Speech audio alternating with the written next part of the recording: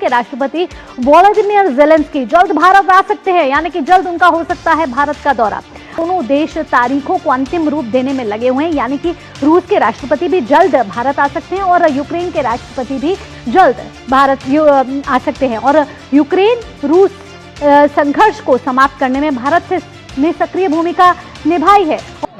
The Prime Minister invited President Zelensky to come to India.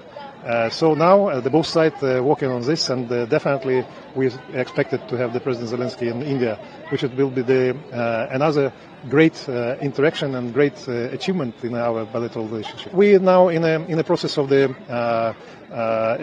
we try to agree the date, precise date, but या एक बहुत ही मामूली सी बात है कि डोनाल्ड ट्रंप चिढ़ गए कि उनको क्रेडिट नहीं मिल रहा फॉर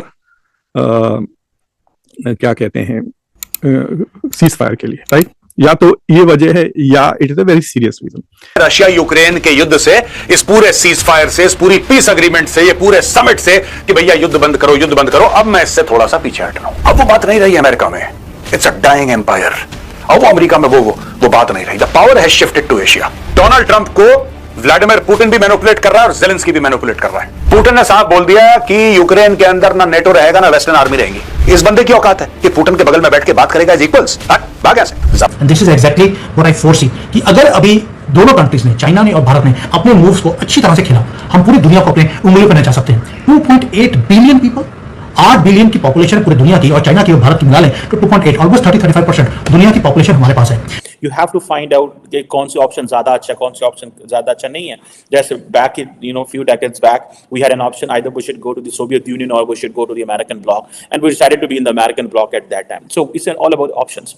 So ये डॉक्टर जयशंकर ने basically he was telling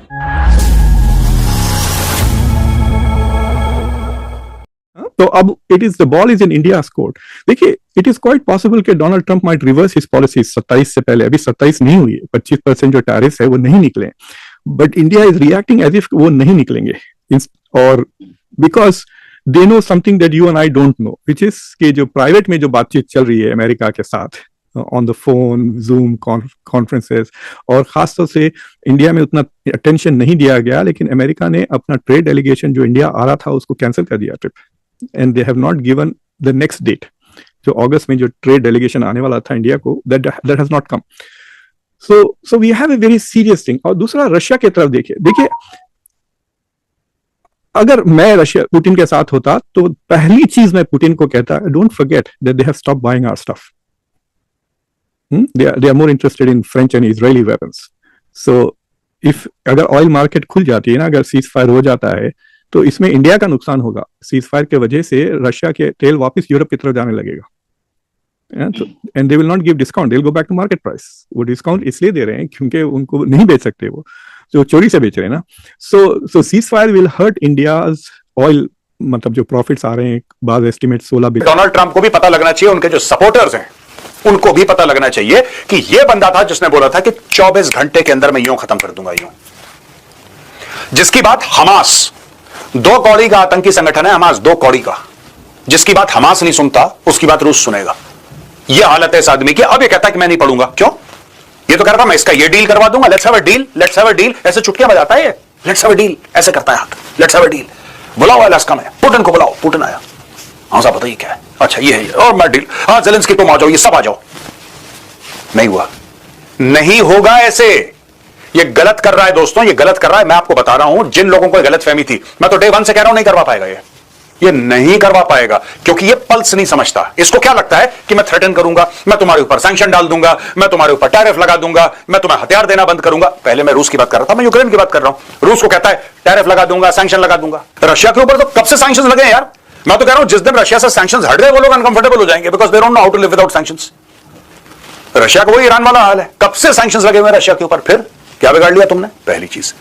दूसरी चीज, यूक्रेन को हम तुम्हें हथियार नहीं देंगे, ठीक है, हम तुम्हें हथियार नहीं देंगे, हम तुम्हें पैसा नहीं देंगे, ठीक है।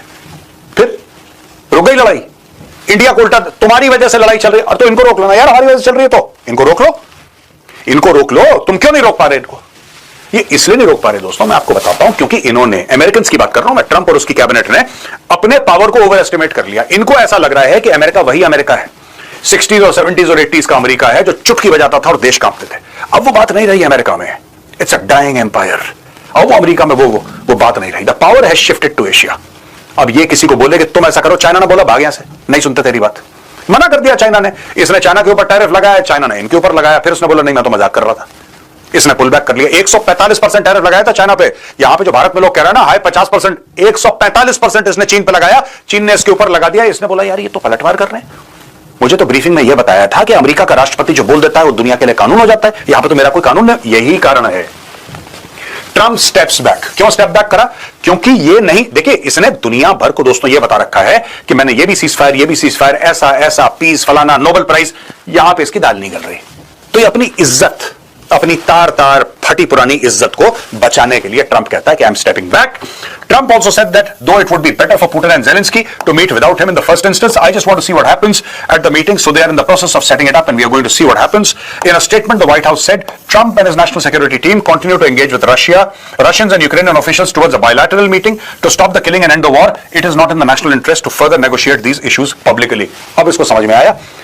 ये भाई साहब, ये ऐसा बंदा है, मैं sorry if I am using this language, but मैं आपको बताऊं, ये ऐसा बंदा है कि अगर शर्म लिहाज ना हो ना और सोसाइटी का प्रेशर ना हो, ये बिना टीवी कैमरा के बाथरूम ना जाए आदमी है। अब ये कह रहा है it is not in the national interest to further negotiate these issues publicly. Publicly तुम्हें पहले भी नहीं करना चाहिए था यार। पब्लिकली तो तुम्हें ये इश्यूज पहले भी नेगोशिएट नहीं करना चाहिए थे। जैसे तुमने जेलेंस्की की बेइज्जती करी 28 फरवरी 2025 को, जलील कर दिया तुमने। क्या जरूरत थी? जरूरत क्या थी उसकी? ये बड़ी बड़ी बातें फेंकना हवा में, इसकी जरूरत क्या थी कि मैं ऐसा कर दूंगा, 24 घंटे में यह कर दूंगा, पुतिन मेरा भाई है, ये कर दूंगा। पुतिन आया, तुम्हें छुनछुना पकड़ा के चला गया और तुम कुछ नहीं कर पाए, कुछ नहीं कर पाए।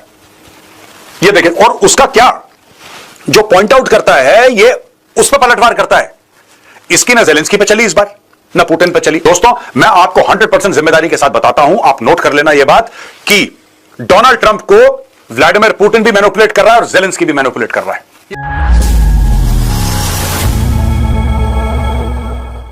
दोस्तों आज की सबसे बड़ी खबर भारत की कूटनीति से जुड़ी है और यह अंतर्राष्ट्रीय स्तर पर काफी चर्चा का विषय बन चुकी है। रूस और यूक्रेन युद्ध को लेकर लंबे समय से दुनिया भर के बड़े देश सुलह कराने की कोशिश करते रहे, लेकिन कोई ठोस नतीजा सामने नहीं आया। अब हालात ऐसे दिख रहे हैं कि भारत इस मामले में निर्णायक भूमिका निभा सकता है। हाल ही में ऐसी रिपोर्ट्स सामने आई हैं कि रूसी राष्ट्रपति व्लादिमीर पुतिन भारत आने वाले हैं और इसके साथ ही यूक्रेन के राष्ट्रपति वोलोदिमीर जेलेंस्की को भी भारत की तरफ से औपचारिक निमंत्रण भेजा गया है। यूक्रेन एम्बेसी के एक कार्यक्रम के दौरान भारतीय मीडिया से बातचीत में यूक्रेन के प्रतिनिधियों ने पुष्टि की कि प्रधानमंत्री नरेंद्र मोदी ने राष्ट्रपति जेलेंस्की को भारत आमंत्रित किया है और अब केवल तारीख तय होना बाकी है। इसका सीधा मतलब यह है कि भारत इस संघर्ष को समाप्त करने के लिए अपने देश की जमीन को एक संवाद मंच के रूप में प्रस्तुत करने की तैयारी कर रहा है। अगर यह मुलाकात होती है और पुतिन व जेलेंस्की एक ही टेबल पर बैठते हैं तो यह आधुनिक दौर की सबसे बड़ी कूटनीतिक उपलब्धि साबित हो सकती है। सोचिए, जिस युद्ध ने पूरी दुनिया की अर्थव्यवस्था को झकझोर दिया है, ऊर्जा संकट पैदा किया है और लाखों लोगों को प्रभावित किया है, वह अगर भारत की पहल पर खत्म हो जाता है तो भारत की छवि वैश्विक स्तर पर पहले से कहीं अधिक मजबूत हो जाएगी। यह कदम इस बात का प्रमाण होगा कि भारत केवल क्षेत्रीय ही नहीं बल्कि वैश्विक शांति का भी अहम दूत बन रहा है। अमेरिका और यूरोप जहां अब तक युद्ध रोकने में नाकाम रहे, वहीं भारत ने बिना शोर शराबे के चुपचाप इस दिशा में ठोस कदम उठा लिया है। अंतर्राष्ट्रीय राजनीति के जानकार मान रहे हैं कि अगर यह बैठक सफल होती है तो भारत उस मुकाम पर पहुंच जाएगा जिसे हासिल करना अब तक पश्चिमी ताकतों के लिए भी संभव नहीं हुआ। पाकिस्तान की मीडिया हो या दुनिया की अन्य मीडिया, हर जगह भारत की कूटनीति की तारीफ हो रही है और यह कहा जा रहा है कि भारत ने शांति की ओर बड़ा और साहसी कदम उठाया है। अब सारी निगाहें इस बात पर हैं कि यह ऐतिहासिक मुलाकात कब और कैसे होती है और क्या वाकई भारत दुनिया को वह तोहफा दे पाएगा जो कोई और नहीं दे सका, यानी युद्ध का अंत और शांति की शुरुआत।